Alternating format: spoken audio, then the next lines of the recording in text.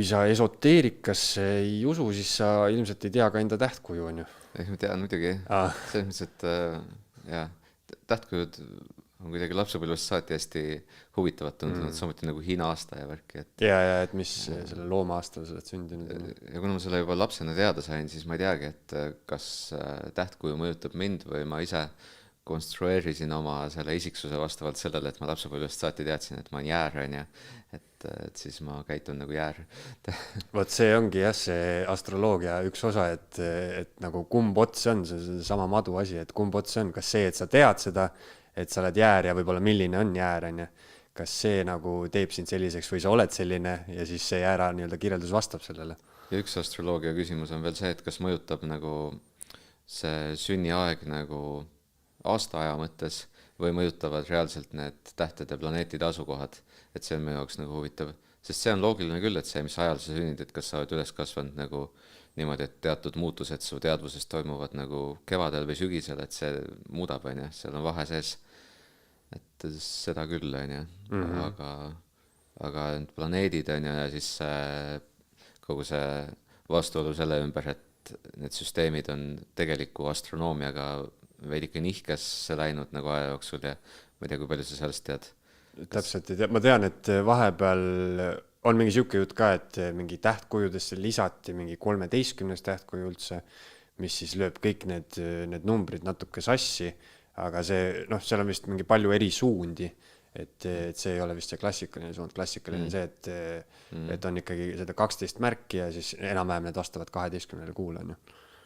Ja huvitav, et lõunapoolkeral ei ole üldse seda teemat eriti, seal on ju teistsugune taevas, on ju, et huvitav, kuidas seal toimib, kas neile mõjuvad ka lääne astroloogia, kas see kehtib ka neile? Üks asi, millest ma olen aru saanud, et näiteks mustad inimesed on tohutud astroloogia fännid kõik. Aga see on võib-olla mingi siuke USA kultuuri teema nagu. Aga jah, see astroloogia on ka huvitav. Ma ise kunagi, kui ma esimest korda astroloogiast nagu kuulsin, ma olin ühest pruudist lahku läinud ja siis ma nagu uurisin selle kohta ja vaatasin, et olen küll ju mina, lugesin enda kohta ja et mis värk on, et kuidas nad teavad, on ju. Aga siis ma natuke pettusin selles mingi hetk, sest ma hakkasin nagu teiste märkide kohta ka lugema ja mulle tundus, et ma võiks nagu igast märgist on ju leida midagi, mis justkui nagu suhestub minuga, on ju. Eks vist võiks jah, aga samas tuleb nagu veidike au anda astroloogiale küll, et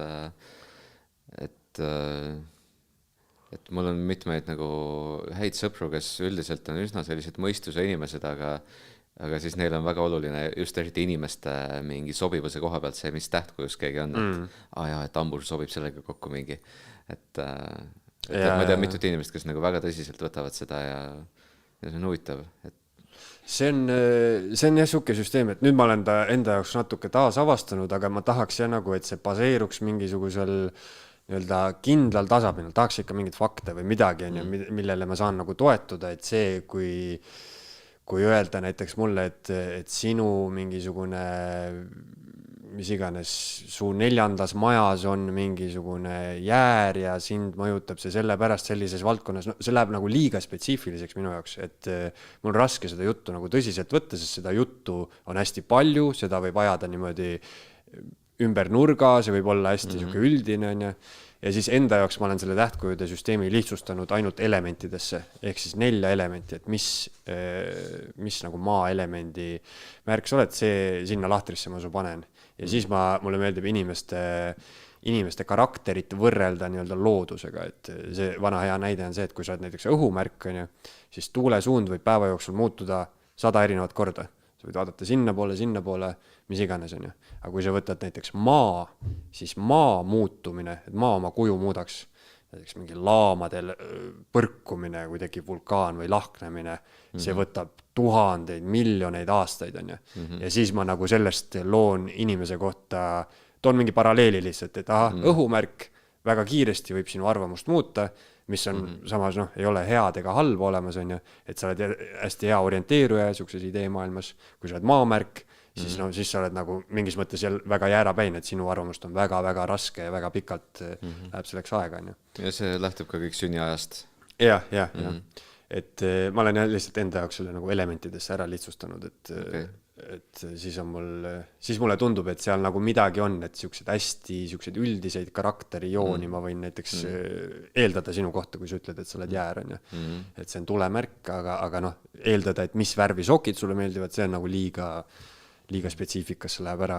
No üldiselt ma olen alati proovinud ka olla nagu ebatavaline, et ma olen alati proovinud veidi mässata selle vastu, mis ma justkui peaksin olema, et ühest küljest jah, ma tean, et ma olen jäär ja nii, aga teisest küljest jäärad mässavadki selle vastu. Ma arvan, et ma ei ole kõige ma ei ole võib-olla kõige tüüpilisem jäär, aga jah. Nojah, seal on muidugi selles mõttes, et see järeldus näiteks, millest ma enne rääkisin, et kõik on seotud kõigega ja siis seda ma olen ka tihti öelnud, et miks siis ei peaks mõjutama see planeetide seis, kuna me oleme kõik ühest materjalist enam-vähem tehtud, on ju. Miks ei peaks see sünnihetkel nagu mõjutama sind kuidagi, et mis seisus maailm justkui on, kui sina siia nagu pea välja pistsid, on ju? No ta võib mõjutada, aga ta võib mõjutada ka hästi-hästi vähe, nii et kõik see, mis ümbritseb, näiteks see, mis värvi su haiglapalati tuba on või mis kitlit tõde kannab, see võib mõjutada mingi 1000 korda rohkem või 1 000 000 korda rohkem. No see on minu teooria. Kuigi ma ei tahaks siiski, ma jätan nagu väikese ruumi enda mõistuses veel astroloogiale, et ma ei kriipsuta seda nagu täiesti maha, aga ma olen väga skeptiline. Eesti esu.